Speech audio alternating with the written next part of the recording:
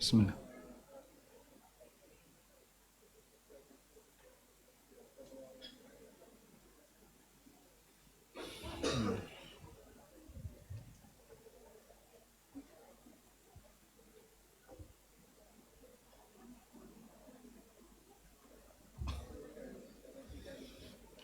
Assalamualaikum warahmatullahi wabarakatuh.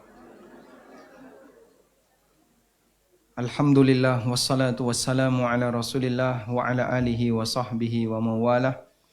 Wa asyhadu an la ilaha illallah wahdahu la syarikalah wa asyhadu anna Muhammadan abduhu wa rasuluh sallallahu alaihi wa ala alihi wa sahbihi wa man tabi'al huda ila yaumil qiyamah. Alhamdulillah, kita lanjutkan sesi yang kedua untuk kegiatan workshop kali ini, dan kita akan membaca buku umur yang kedua. Umur yang kedua adalah kondisi di mana kita mendapatkan pahala dari Allah Ta'ala walaupun kita sudah tidak ada di dunia. Pahala terus mengalir meskipun orangnya sudah meninggal dunia. Itulah umur yang kedua. Umur di mana kita bisa mendapatkan pahala walaupun kita sudah tidak ada. Nah, seperti ini butuh untuk diperjuangkan, dalam arti dipersiapkan. Karena kalau manusia tidak persiapan, mungkin dia tidak punya peluang itu. Terutama, mohon maaf, ketika yang bersangkutan hanya berpikir mengumpulkan, tapi tidak pernah berpikir memanfaatkan pasca kematian. Kemudian Bapak Ibu, saya ajak untuk langsung menuju halaman berapa ini? Halaman 43. Saya ajak Anda untuk membaca tentang 10 amalan yang tidak terputus pahalanya. Allah Subhanahu wa Ta'ala tidak hanya mencatat amal kita, tapi Allah juga mencatat apa yang dicatat, pengaruh dari amal kita.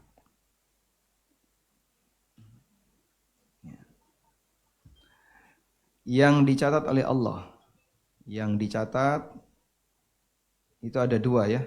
Pertama apa? Amal, dan yang kedua pengaruh dari amal. Allah mencatat amal dan berikut pengaruh dari amal. Tayyib. Apa dalilnya? Allah Ta'ala berfirman, Inna nahnu nuhyil mauta wa naktubu ma qaddamu wa atharahum wa kulla syai'in ahsaynahu fi imamin mubin. Inna nahnu nuhyil mauta, sesungguhnya kami menghidupkan makhluk yang mati. Wa naktubu ma qaddamu, dan kami mencatat apa yang telah mereka kerjakan. Allah mencatat apa yang kita kerjakan. Tidak hanya itu, wa atharahum, dan dampak dari apa yang kita kerjakan. Sehingga amal baik kemudian memberikan dampak baik. Maka yang dicatat oleh Allah dua, dia mendapatkan catatan amal baik dan juga dampak dari amal kebaikan itu. Nah, tidak semua amal memberikan dampak baik. Oleh karena itu, kita perlu tahu apa saja amal yang bisa memberikan dampak baik, yang itu akan menghasilkan pahala yang abadi. Orangnya walaupun sudah meninggal dunia, tapi pahalanya terus mengalir. Sebelumnya ada satu penjelasan bagus dari Ibnu Qayyim ya, berkaitan dengan amal dan pengaruh amal.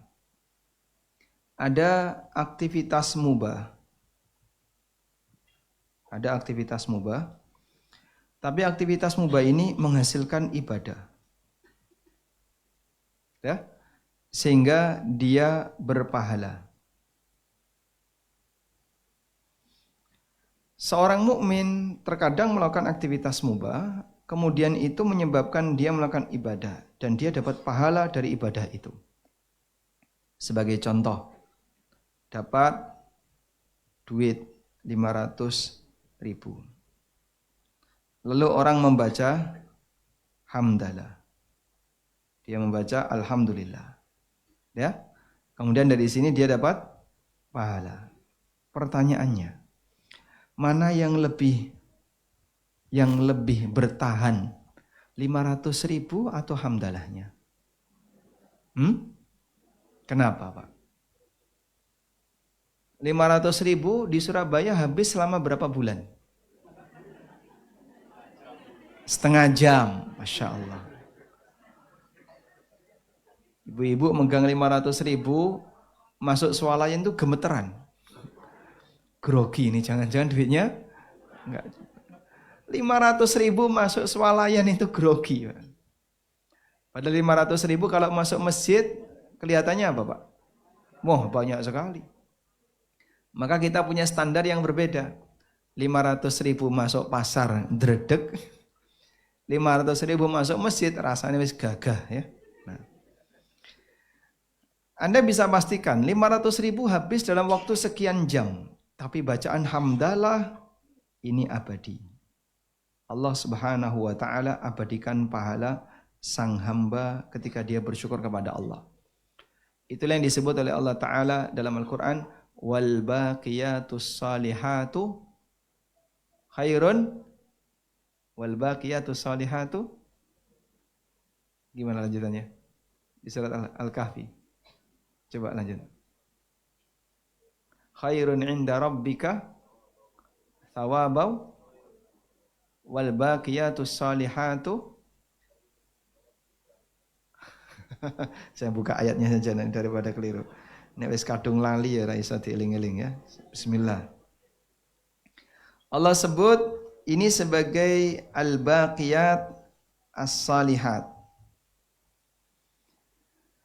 Wal baqiyatus salihatu khairun 'inda rabbika wa khairun amala. Wal baqiyatus salihat disebut al-baqiyatus salihat. Al-baqiyat artinya yang bertahan. As-salihat yang amal yang baik. Amal baik, amal saleh yang bertahan. Khairun inda rabbika. Itulah yang terbaik di sisi Rabbmu. Thawaban pahalanya. Wa khairun amala. Dan harapan yang paling baik. Amal di sini beda dengan amal. Kalau amal artinya perbuatan. Kalau amal artinya harapan, cita-cita. Tayyib.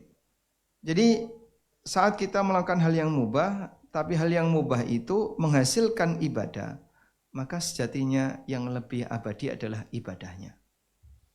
Sehingga Bapak nerima nikmat apapun bentuknya, nikmat berupa materi, lalu Bapak bersyukur kepada Allah, yang abadi sejatinya yang mana? Syukur. Ya. Sementara nikmat materi tadi sebentar lagi bisa habis. Nah, selanjutnya kita lihat ini. 10 amalan yang pahalanya tidak pernah putus. Mikrofon ada di mana? Mikrofon satu. Nah, boleh dipindah ke belakang. Nah, bisa dibaca, Pak. Minta tolong dibacakan. Belakang ini, soft nomor 2. Paling kanan. Nanti diurutkan. Dapat hadiah. Dapat hadiah langsung. Alhamdulillah. Alhamdulillah. Mana yang lebih abadi? Alhamdulillah. Hadiahnya sebentar lagi habis. Begitu dikasihkan istrinya kan sudah selesai. Baik, silakan Bapak.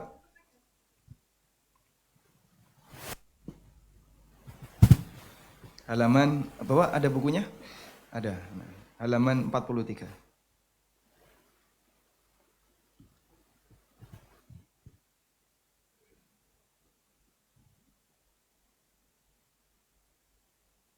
Atau baca di depan boleh? Boleh di buku boleh, depan boleh. Silakan. Dibuka aja, Pak. Pak Ustadz, 10 amal yang tidak terputus pahalanya. Bismillah. Wassalatu wassalamu ala Rasulullah wa ba'du. para penghuni kubur telah terputus dari kesempatan mereka untuk melakukan amal soleh. Mereka hanya bisa menunggu dari hisab yang tidak diketahui hasilnya. Saat di alam kubur, mereka berada dalam kesepian, hanya ditemani amalnya. Dalam suasana demikian, ada beberapa amalan pahalanya akan terus mengalir. Jasad mereka bersemayam dengan tenang di alam kubur, namun balasan pahala mereka tidak terhenti. Pahala mereka terus berdatangan.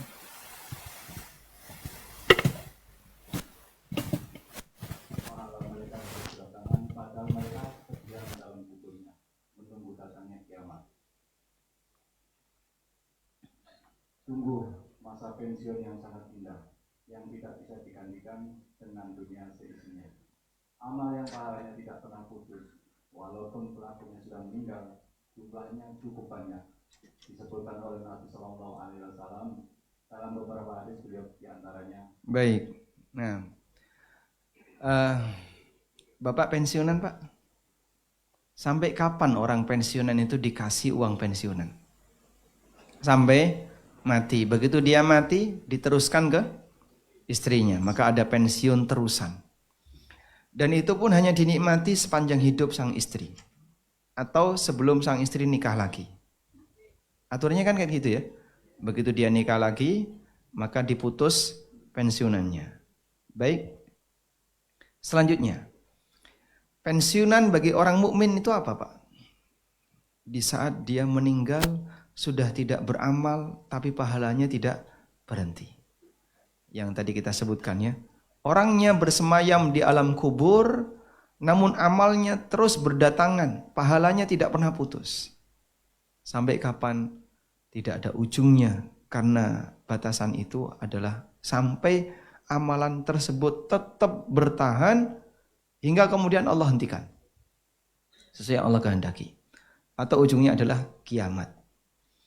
Oleh karena itu ada manusia yang pahalanya tidak pernah putus, yang ditugaskan oleh Allah dalam Al-Quran. Siapa beliau?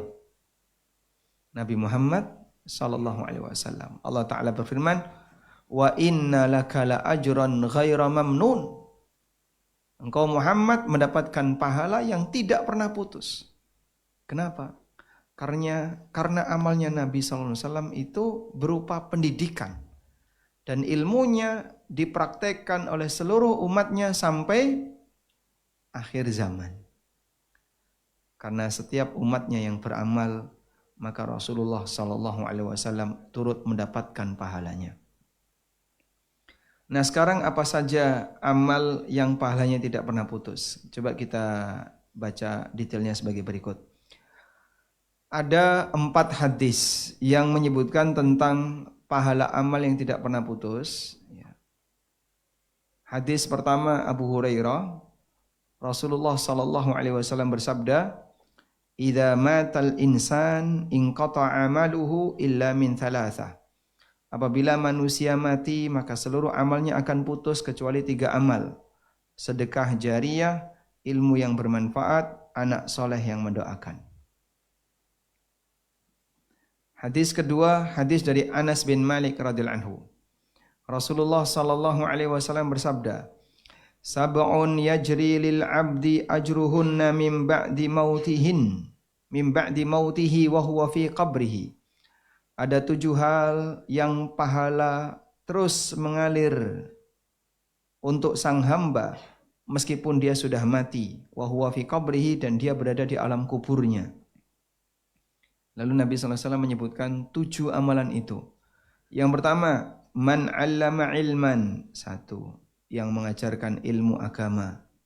Au ajra nahron, atau membuat parit, 2.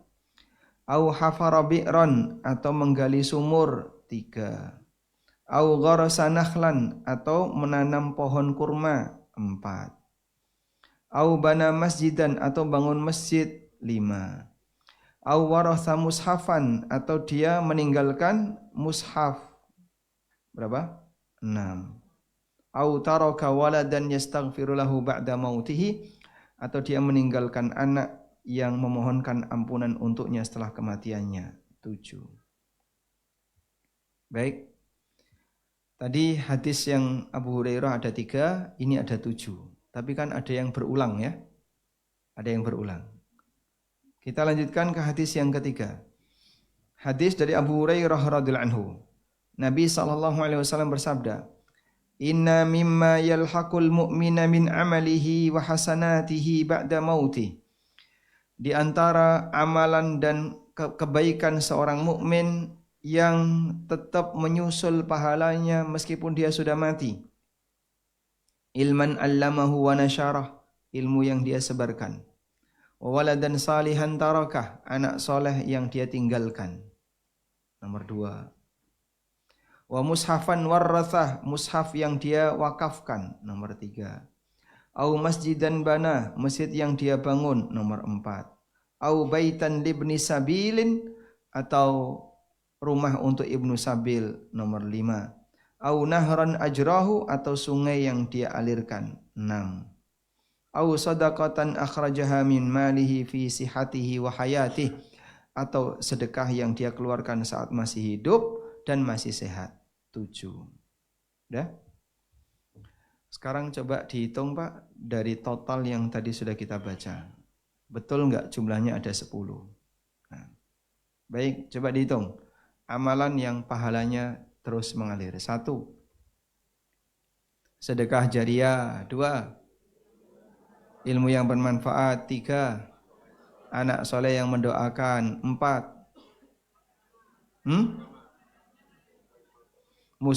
Wakaf mushaf. Ya, 5. Tadi sudah mengajarkan ilmu yang bermanfaat tadi. Mengalirkan sungai, membuat parit. Ya, 5 ya, membuat parit atau mengalirkan sungai. 6. Buat sumur. 7. Nanam kurma. 8. Bangun masjid. 9. Bangun rumah untuk ibnu sabil. 10.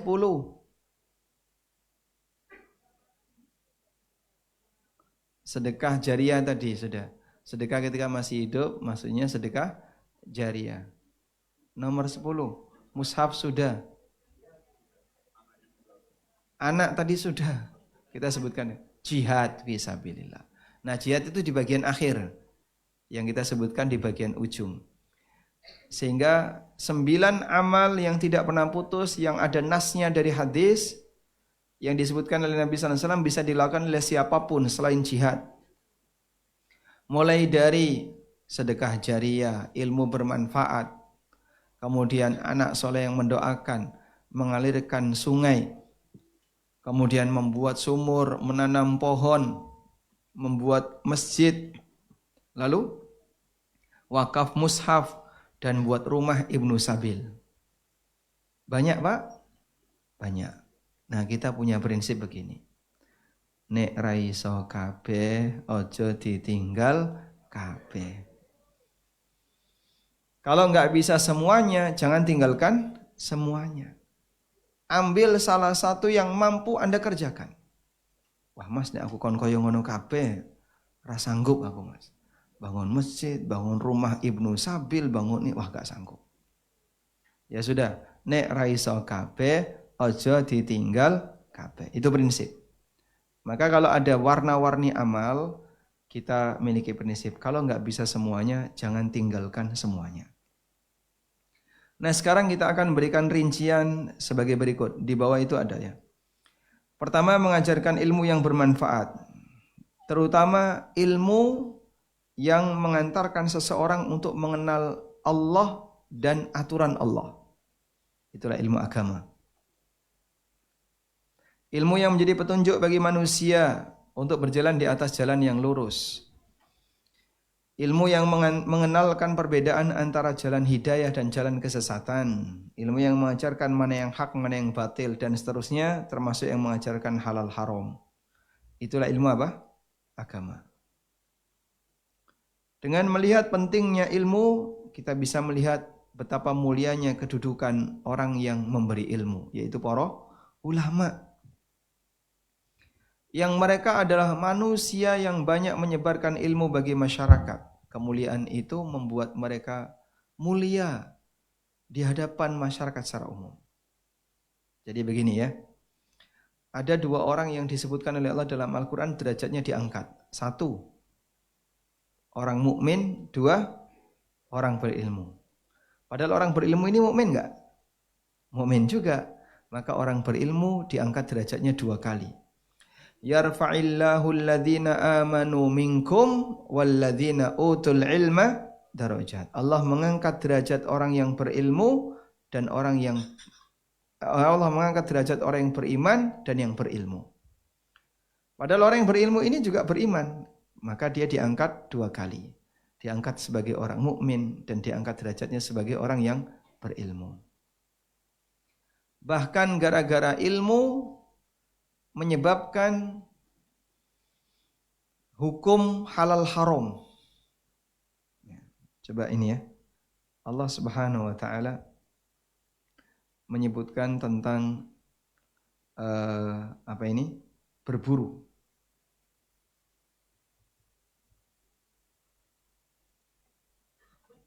Di surat Al-Maidah ayat yang keempat. Yas'alunaka madza uhilla lahum. Mereka bertanya kepadamu apa yang dihalalkan untuk mereka.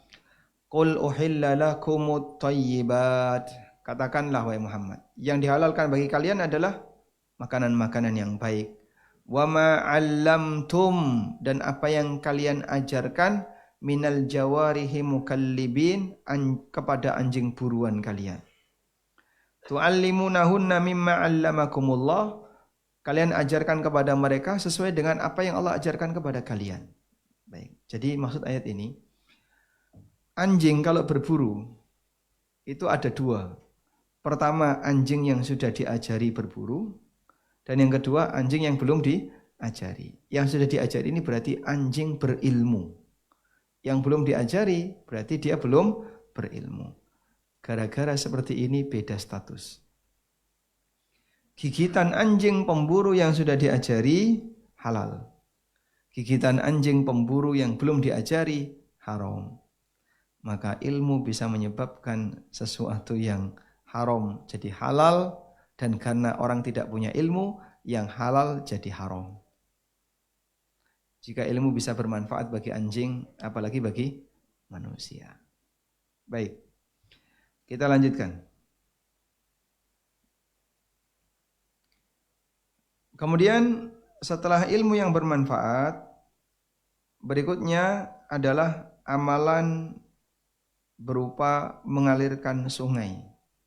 Nah, kalau mengalirkan sungai kan gak sanggup kita Pak, bikin sungai ya itu pemerintah. Kalau masyarakat biasa kan gak bisa. Nah mungkin masyarakat biasa ini saya sebutkan, pipanisasi. Gimana agar air di sana bisa sampai ke kampung sebelah. Dan itu butuh effort. Maka kalau pakai sungai gak mungkin. Yang paling gampang apa? Pakai pipa. Proyek pipanisasi itu selama dia dimanfaatkan oleh masyarakat dan bertahan, maka pahalanya akan terus mengalir. Pernah ikut pipanisasi Pak? Belum? Sama ya, saya juga belum. Ya mungkin kalaupun kita tidak bisa ikut terlibat secara fisik, Anda bisa terlibat secara materi, didanai. Butuh pipa berapa? 100. Butuh pipa sekian. Baik, saya nyumbang 10, ada yang nyumbang 20, ada yang nyumbang sekian. Lalu kita pasang pipa untuk menyambungkan air. Siapapun yang terlibat punya amalan yang terus mengalir pahalanya. Yang ketiga, membuat sumur. Nah, yang dimaksud membuat sumur di sini adalah sumur yang bisa diakses orang lain. Kalau sumurnya sumur pribadi ya sama seperti kendaraan pribadi atau fasilitas pribadi. Tapi membuat sumur yang pahalanya terus mengalir adalah sumur yang apa? Bisa diakses oleh orang lain. Di daerah pegunungan air susah. Kalau bikin sumur di situ berapa? Wah ini agak dalam ya Mas. Ya kurang lebih 100-an juta. Baik, saya buatkan satu. Dibuatkan sumur habis kurang lebih 80-an juta. jadi sumur dan masyarakat bisa ngambil air di situ. Insya Allah amal yang bersangkutan akan terus mengalir. Maka orang-orang dulu ada yang bikin sumur tua, jadi peninggalan. Sunan ini punya sumur, sunan ini punya sumur, sunan ini punya sumur. Tapi disalahgunakan. Airnya diapain? Hah? Airnya, air itu suci ya. Air hotel ini juga suci. Ini air suci enggak, Pak? Hah? Suci. Suci dan mensucikan. Maka boleh diminum. Apakah air ini bisa jadi obat? Bisa? Bisa. Semua air bisa jadi obat. Obat ngelak ya. Anda kehausan, minum air. Maka air ini jadi obat. Baik. Satu-satunya air yang dijamin dia bisa bermanfaat untuk segalanya adalah Zam-Zam. Hanya itu. Selain itu tidak ada. Ada air yang lain, Pak? Tidak ada. Hanya air Zam-Zam. Allah Subhanahu wa taala sediakan Zam-Zam sebagai anugerah bagi umat manusia. Sehingga dia bisa mendapatkan manfaat dari Zam-Zam. Nabi SAW bersabda, Zam-Zam 5 syuribalah. Zam-Zam itu mendapatkan manfaat atau manfaatnya sebagaimana niat orang yang meminumnya. Maka jangan buat saingan untuk Zam-Zam. Itu namanya Zam-Zam oplosan.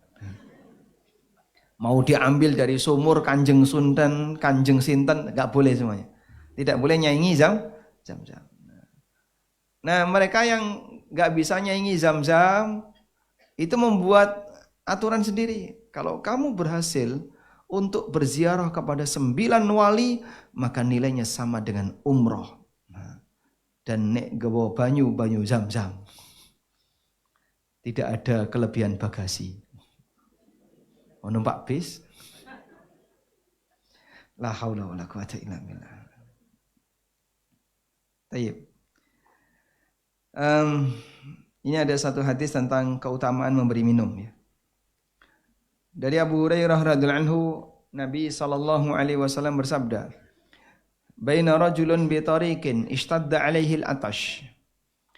Ada orang yang pernah mengalami kehausan yang sangat parah. Fawajada bi'ran, kemudian dia ketemu sumur. Fanazala biha fashariba. Lalu dia turun ke sumur tadi, kemudian minum air sumur itu. Tsumma kharaja, kemudian orang ini naik. Fa idza kalbun yalhas. Tiba-tiba ada anjing yang sedang yalhas. Yalhas itu melet ya. Menjulurkan lidahnya. Ya'kulus sara, dia menjilati tanah. Minal atash, karena saking hausnya. Faqala rajul, maka orang ini berpikir, laqad balagha hadzal kalba minal atashi mithlu alladhi kana balagha minni. Anjing ini kehausan seperti saya tadi mengalami kehausan. Fanazalal bi'ra, akhirnya orang itu turun ke sumur. Famala khuffahu ma'an, kemudian dia isi sepatunya dengan air. Fasaqal kalba, lalu dikasihkan ke anjing. Bapak bisa bayangin ya, orang itu masuk ke dalam sumur, jadi sumurnya masuk ke bawah begitu, bukan ke lorong gini ya, kayak gua, tapi masuk ke bawah, makanya anjingnya nggak bisa turun. Sudah, ini bawa airnya pakai apa? Pakai mulut? Wah, nggak bisa pakai mulut. Masa bawa air pakai mulut? Digembol karo klambine, oh, nggak bisa. Bisanya pakai sepatu. Pertanyaannya, ketika dia membawa air pakai sepatu, itu sepatunya ditaruh mana, Pak? Digigit. Sepatunya digigit. Dia penuhi sepatunya dengan air, kemudian digigit, terus dia naik. Karena kan naik butuh 2 tangan. Sampai di atas dikasihkan ke anjing. Fasyakarallahu lah. Maka Allah berterima kasih kepada sikap orang ini. Faghafaralah. Kemudian Allah mengampuni dosanya. Jika memberi minum anjing bisa mendapatkan ampunan dosa, apalagi memberi minum manusia, baik memberi minum keluarganya maupun yang lainnya.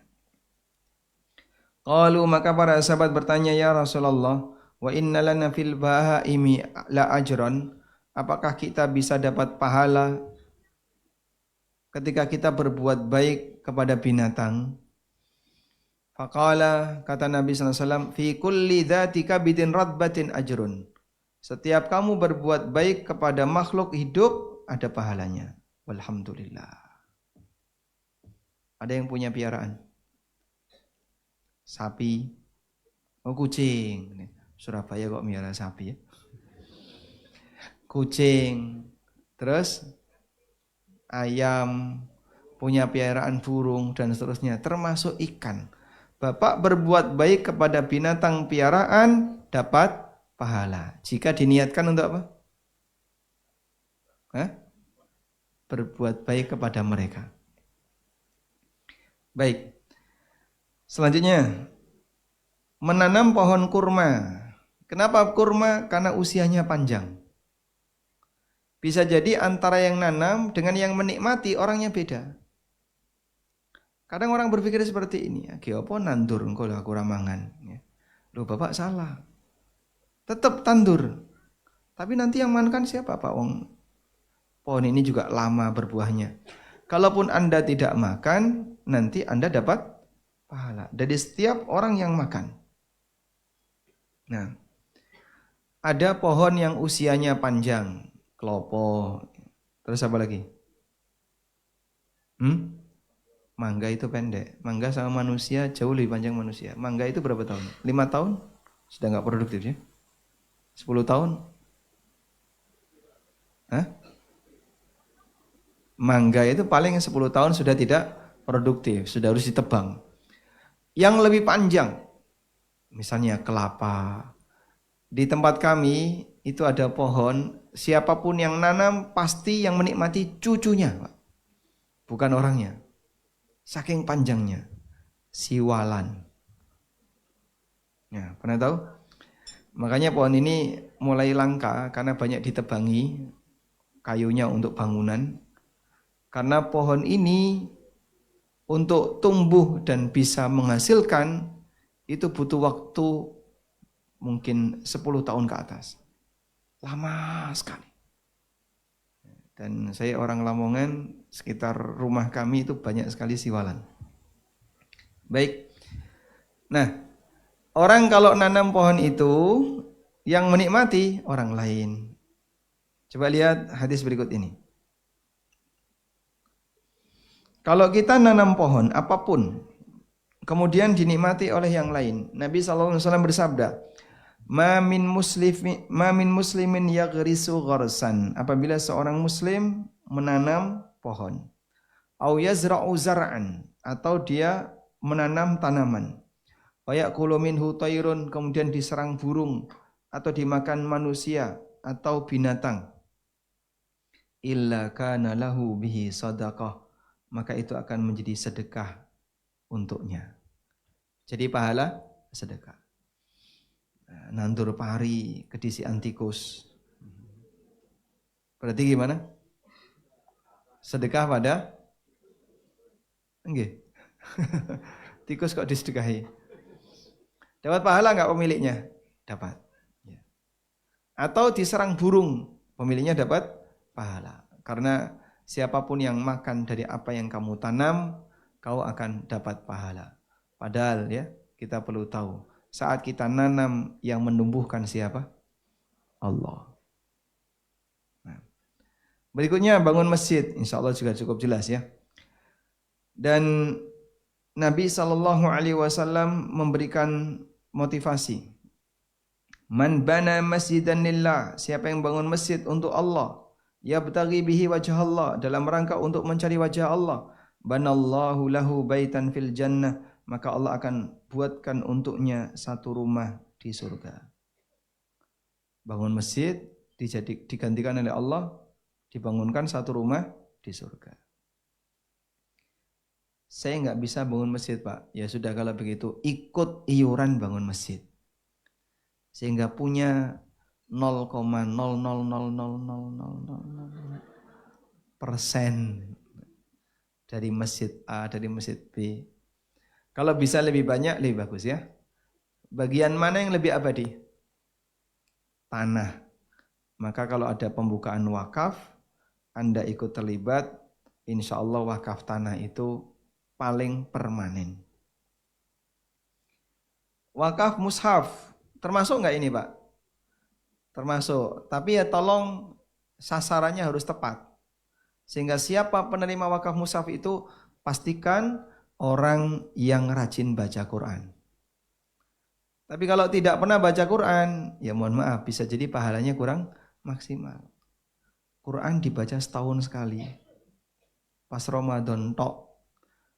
Tanggal 29 Ramadan udah ditutup. Masukkan lemari sampai jumpa tahun depan. Nasib Quran di rumah kayak gitu. Ada? Ada. Masya Allah. Maka kalau Anda wakaf Quran, pilih yang rajin baca Quran. Siapa ini? Anak tahfidz Quran. Cari, ma'at tahfidz mana? Ini. Tanya ke mereka, butuh Quran enggak? Butuh, kasih. Mumpung ini, anak tahfidz itu kalau bapak kasih mushaf Al-Quran, itu dia pegangi terus, itu nanti yang ngasih Quran akan dapat pahalanya. Dan anak tahfidz itu kalau sudah megang satu Quran, dia tidak akan pindah ke yang lain. Karena salah satu aturan dalam menghafal, Qurannya tidak boleh gonta-ganti. Kalau gonta-ganti, kacau hafalannya. Nah, selanjutnya, anak soleh. Anak soleh adalah harta yang sangat bernilai. Ketika orang tua mendidik anaknya, maka dia akan mendapatkan pahala amal soleh yang dilakukan oleh anaknya. Karena setiap orang tua yang mengajarkan kebaikan kepada orang lain, dia mendapatkan pahala orang itu, amal dari anak itu. Sebagaimana sabda Nabi SAW, "Man da'a ilal hudan, kana lahu minal ajri mithlu ujuri man tabi'ah, la yanqusu dzalika min ujurihim syai'a." Siapa yang mengajak orang ke jalan hidayah, maka dia akan mendapatkan pahala seperti pahala orang yang mengikutinya tanpa mengurangi pahala mereka sedikit pun. Nah, pertanyaannya, kenapa Nabi SAW menyebut anak soleh yang mendoakan? Apakah anak preman tidak termasuk? Anda sudah ngantuk? Ngantuk nggak Pak? Gimana Ustaz? Lanjut. Kasihan yang ngantuk ini. Satu ngantuk, dua ngantuk, itu menular ke depan misalnya. Es breaking dulu. Kopinya masih nggak? Masih ada? Masya Allah. Bismillah.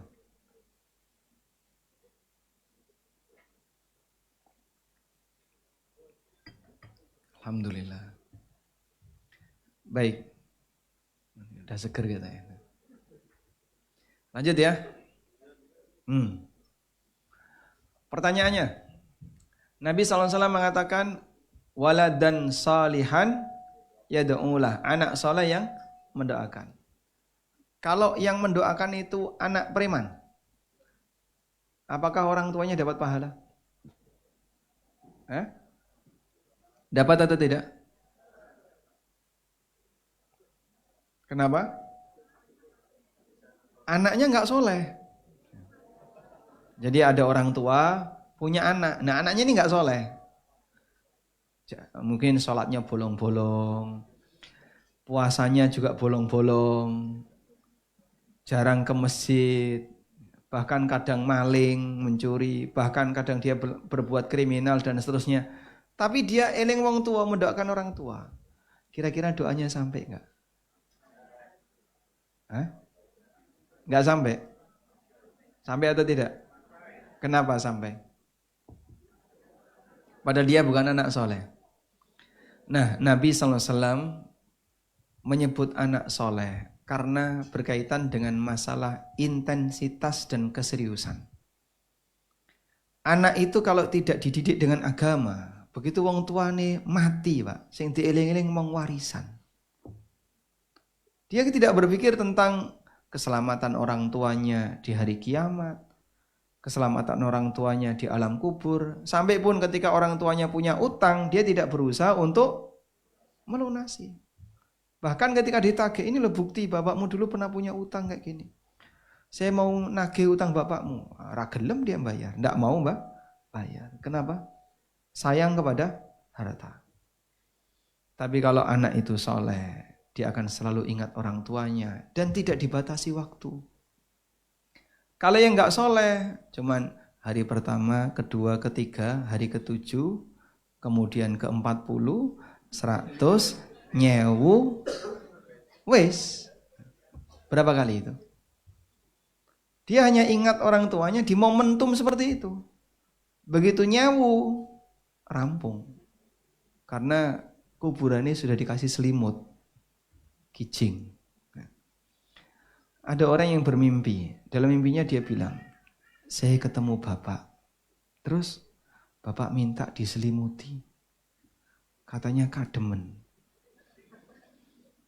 Begitu bangun dia cari ahli takwil siapa ya. Tanya sama orang, itu bapak kalau kademen minta diselimuti maksudnya apa? Oh, bapak minta kuburannya dikijing. Ya benar dikijing. Ya, bisa jadi itu gangguan setan. Gangguan setan. Kijing tahu Pak? Kijing? Tahu ya? Jadi akhirnya kuburannya dikijing karena mimpi tadi. Dan bisa jadi itu adalah bisikan setan. Maka orang yang saleh, dia akan memperhatikan apa yang bermanfaat bagi orang tuanya. Dan dia selalu mendoakan orang tuanya tanpa dibatasi waktu. Tidak berada di ujung 1000 tahun ke pasca kematian, 1000 hari pasca kematian. Bahkan setelah itu terus mendoakan. Itulah anak soleh. Nah, maka Bapak Ibu ya, keberadaan anak soleh itu anugerah. Dan untuk membentuk anak soleh itu butuh investasi. Makanya jangan sampai kita hanya memberi pemahaman kepada anak tentang urusan dunia saja, tapi yang bersangkutan tidak pernah diajari tentang prinsip beragama yang benar. Nah, saya mau tanya, di sini ada nggak pondok tahfidz terdekat di sini? Yang Bapak tahu? Di sekitar Surabaya. Al-Furqon Gresik misalnya ya, Bapak tahu ya? Al-Furqon di Sedayu. Baik. Mana yang lebih membanggakan? Coba ya, Bapak pilih. Bapak Ibu pilih. Mana yang lebih membanggakan? Anaknya kuliah di Oxford University atau mondok di pesantren tahfidz Al-Furqon Gresik?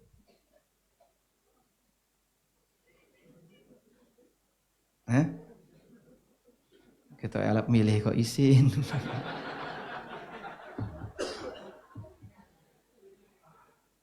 Anda merasa lebih bangga yang mana? Anaknya kuliah di Oxford University atau mana lagi kampus yang ngetren di Harvard atau di mana lagi? Ya, pokoknya kampus-kampus yang ngetren di luar negeri. Atau anaknya mondok di pesantren tahfidz yang tidak terkenal. Mana yang lebih membanggakan? Hah? Gimana? Pesantren yang benar.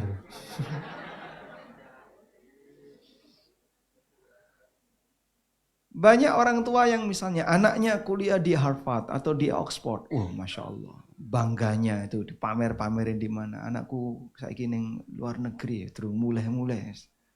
Kuliah di sini, Masya Allah. Kuliah di Jepang misalnya. Padahal nggak jaminan begitu lulus dapat kerjaan. Saya pernah ketemu temen ya, kuliah di Jepang. Ketika dia lulus tuh bingung, nanti lulus balik ke Indonesia, Arab ngelamar kerja neng di. Padahal S2 di Jepang. Baik, makanya umumnya masyarakat itu terlalu bangga dengan anaknya. Ketika dia kuliah di mana? Ilmu umum yang itu biasanya masyarakat akan mengatakan, orang ini akan bisa menghasilkan pendapatan yang besar. Sementara kosong dari masalah agama. Ya, Anda berhak untuk mengarahkan pendidikan anak mau ke ilmu umum, ilmu dunia, tapi ada satu yang tidak boleh ditinggalkan, ilmu wajib agama. Setiap anak kita harus punya ilmu wajib agama. Contohnya di mana? Masalah sholat, harus tahu dia. Akidah yang benar harus tahu. Baik. Selanjutnya, wakaf rumah singgah untuk musafir. Ini barangkali peluang wakaf yang jarang dilirik orang. Sehingga orang merasa ketika dia wakaf ya masjid atau pondok pesantren, dia mungkin tidak pernah berpikir wakaf rumah singgah. Padahal masjidnya sudah bagus, kota infaknya banyak. Saat Jumatan diumumkan saldo pekan ini terkumpul 700 juta. Nah, 700 juta nganggur. Bapak tetap wakaf atau infak di situ, ya duitnya nganggur. Padahal yang namanya infak akan menghasilkan pahala kalau diapain? Dipakai dan dimanfaatkan. Sehingga Anda cari masjid yang ketika pengumuman saldo Jumat ini 0. Nah itu. Berarti apa? Termanfaatkan. Kita lanjutkan. Ini mungkin di Surabaya kita sulit ya untuk menemukannya. Tapi ada beberapa teman yang punya seperti ini, rumah singgah. Nanti ini kalau ada asatidzah atau ada siapa teman-teman dari luar kota yang mau daurah atau ikut kegiatan kajian, gak usah ke hotel, ke rumah saya saja. Ini gratis. Ya, solusi ya. Tapi ada satu solusi Pak. Ada satu proyek. Saya yakin yang ada di ruangan ini ngumpulin dana sanggup untuk bikin satu. Baik, ceritanya seperti ini. Ada orang dari pelosok. Dia sakit. Lalu datang ke RSUD kota. Dengan menempuh perjalanan 3 jam. Sampai di sini masih antri selama XX jam. Nah, kan biasanya lama ngantri ya. Udah? Kemudian dapat giliran diperiksa dokter 15 menit. Selesai. Kemudian dokter minta silahkan Bapak pulang dulu. Besok cek lagi. Oh ini Pak, 3 jam perjalanan, sekian jam dia ngantri. Hanya untuk mendapatkan layanan 15 menit, suruh pulang. Besok ke sini lagi. Dia nggak mampu kalau di hotel. Pilihannya tidur di rumah sakit. Sudah? Bisa nggak ini kita kasih solusi? Kita buatkan rumah sehat. Ini dipakai singgah bagi teman-teman yang dari daerah yang butuh bolak-balik ke rumah sakit, barangkali mereka tidak punya tempat tinggal, bisa datang ke sini. Sehingga yang bersangkutan tidak harus sewa hotel, tidak harus apalagi misalnya tidak harus pulang, tapi dia bisa di sini. Dan di Jogja ini ada rumah singgah seperti ini, bahkan ada beberapa volunteer yang dia bertugas sebagai kurir ambulan. Nggak dibayar, volunteer ya. Sukarela kalau mau bantu silakan. Nah mudah-mudahan kalau di Surabaya ada, cukup memudahkan. Sanggup insya Allah? Ada banyak. 1, 2, sedikit sekali ya. Baik. Selalu penuh. Berarti perlu ditambah ya. Insya Allah ya. Ini tugas kelompok. Bagi Bapak Ibu yang ikut workshop ini, tugas kelompoknya adalah membuat rumah singgah untuk orang yang sakit. Mbah piye carane tahun depan jadi. Tahun depan workshop kayak gini lagi, tapi sampean sudah punya karya, itu sanggup nggak kira? Kita kok berat ya. Saya yakin kalau Surabaya insya Allah bisa ya. Kalau Jogja ya barangkali masih dipikir. Kalau Surabaya sanggup ya? Bismillah. Nah. Kita lanjutkan. Berikutnya sedekah jariah. Nah, coba lihat ini. Apa sih yang dimaksud sedekah jariah? Al-Khatib Asy-Syarbini, ulama madhab Syafi'iyah, dalam Mughnil Muhtaj, beliau mengatakan, as-sadaqatul jariyatu mahmulatun indal ulama 'alal waqfi. Sedekah jariyah itu dipahami oleh para ulama sebagai wakaf. Jadi kalau Anda mendengar wakaf, wakaf itu apa sih? Sedekah jariyah. Apa sedekah jariyah? Wakaf. Sebagaimana keterangan Ar-Rafi'i, demikian pula yang disampaikan oleh An-Nawawi. An-Nawawi mengatakan sedekah jariyah adalah wakaf. Jadi para ulama memahami sedekah jariyah itu wakaf. Dan bagi para sahabat, wakaf itu amalan andalan mereka. Sampai dikatakan oleh sahabat Jabir bin Abdullah, lam yakun ahadun min ashabin Nabi sallallahu alaihi wasallam dzu maqdiratin illa waqafa. Tidak ada seorang pun di kalangan sahabat Nabi sallallahu alaihi wasallam yang punya kemampuan kecuali mereka pernah wakaf. Padahal ini di tempat kita masih termasuk amal yang jarang. Kurang begitu maksimal. Baik. Sehingga kalau bisa kita buat proyek, saya sebelum mati harus punya wakaf. Entah wakaf buku, wakaf Quran, wakaf mushaf, tadi sudah wakaf bangunan dan yang lainnya. Nah, ada salah satu donatur. Beliau ngasih wakaf buku ke mahasiswa STDI di Jember.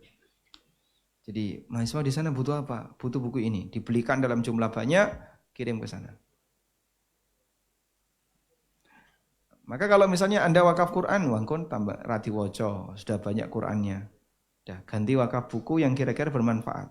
Nah, yang mau baca buku itu mahasiswa. Maka dia wakaf buku ke mahasiswa.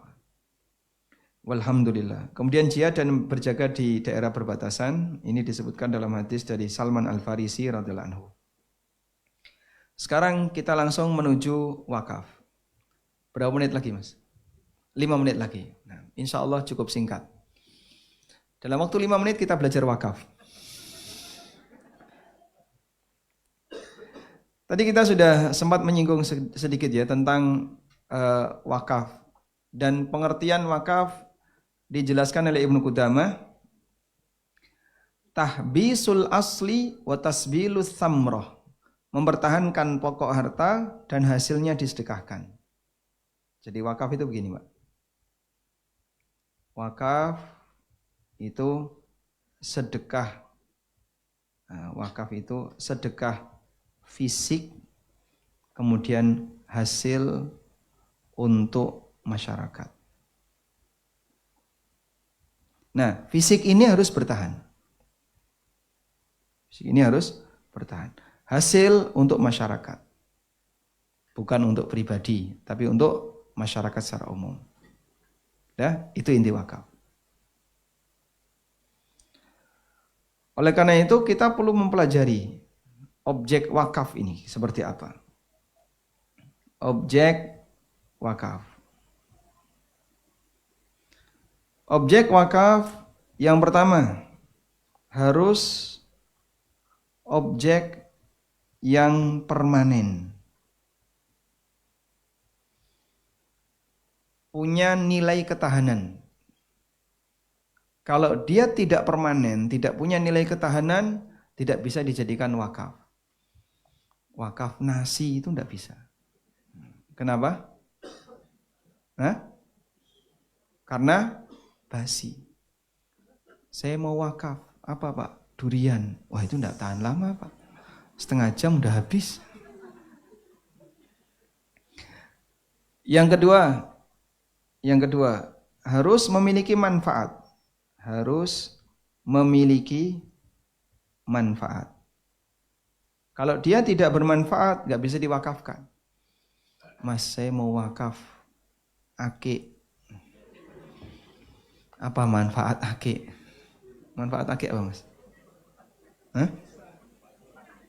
Buat cidang. Kalau dulu bermanfaat ya, ada harganya. Sekarang harganya berapa? Hilang harganya. Nah, yang ketiga, manfaatnya harus mubah. Manfaatnya harus mubah. Kalau manfaatnya haram, tidak bisa diwakafkan. Contoh, benda yang tidak punya manfaat mubah. Berhala. Saya mau wakaf berhala di masjid. Itu taruh mana, Pak? Jenengan tahu nggak patung Gupolo? Patung Gupolo tahu? Nggak tahu. Nah, ini gambarnya patung Gupolo. Ada patung Gupolo itu reco nggawa pentung. Nah, ini namanya patung Gupolo. Ini mahal ya, ini mahal. Saya mau wakaf kayak gini, ditaruh di masjid, cocok nggak? Di gerbang masjid taruh patung Gupolo 2 gitu. Medeni jamaah mas, mana? Iki nek urip ayo dadi apa? Nah, seperti ini tidak boleh diwakafkan karena tidak punya manfaat yang mubah. Apa manfaat patung? Apa manfaat patung? Nggih? Hiasan di rumah. Ya kalau mau rumahnya nggak dimasuki malaikat ya taruh aja patung sebanyak-banyaknya. Karena rumah yang ada patungnya, ada gambar makhluk bernyawa tidak akan dimasuki malaikat. Yang keempat,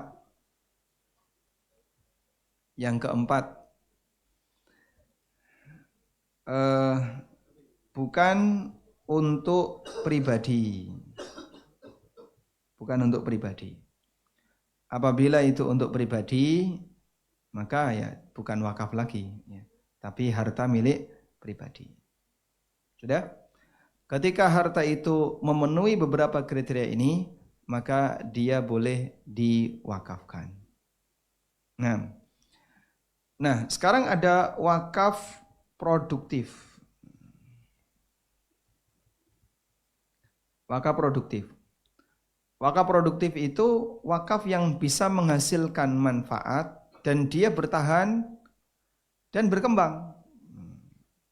Misalnya wakaf unit usaha. Ya, unit usaha ini nanti kan gimana, Pak? Ini menghasilkan.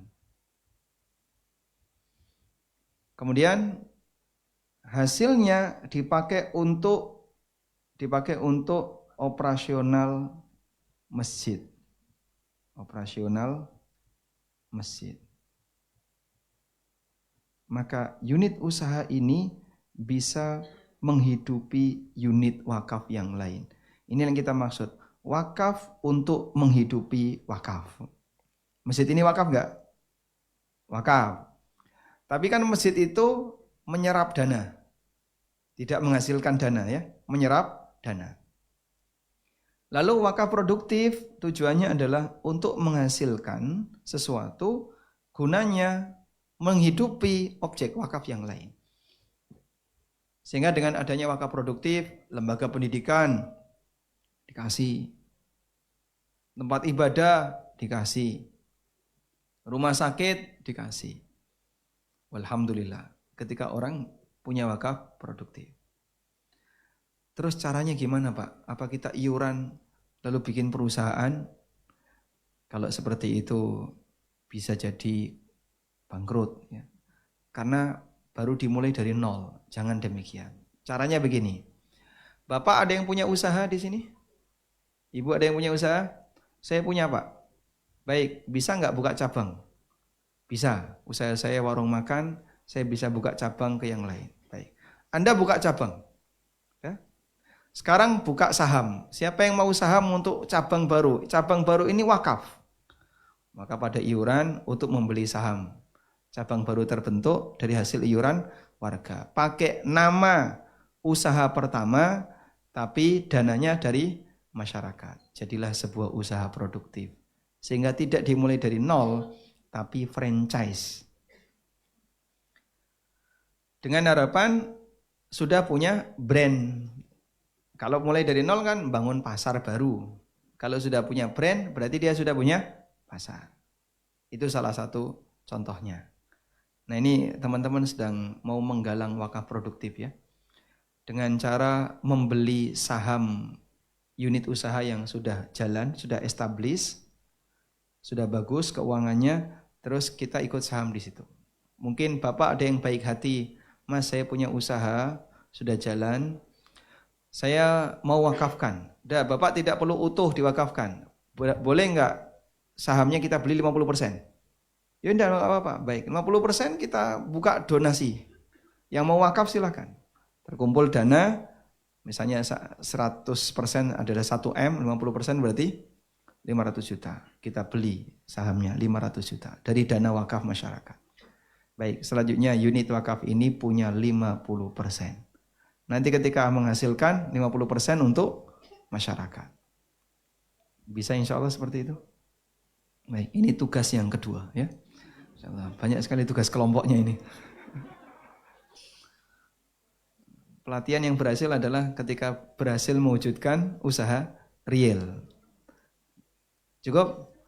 Berapa menit lagi Mas? 5 menit lagi? 5 menit terus gitu. Baik, demikian sebagai pengantar, mudah-mudahan bermanfaat. Wassallallahu ala nabiyyina Muhammadin wa ala alihi wa sahbihi wasallam. Insyaallah bisa keluarga. Alhamdulillah peserta seminar keluarga ini mendapatkan challenge ya, mendapatkan tantangan, yaitu ada dua tadi ya.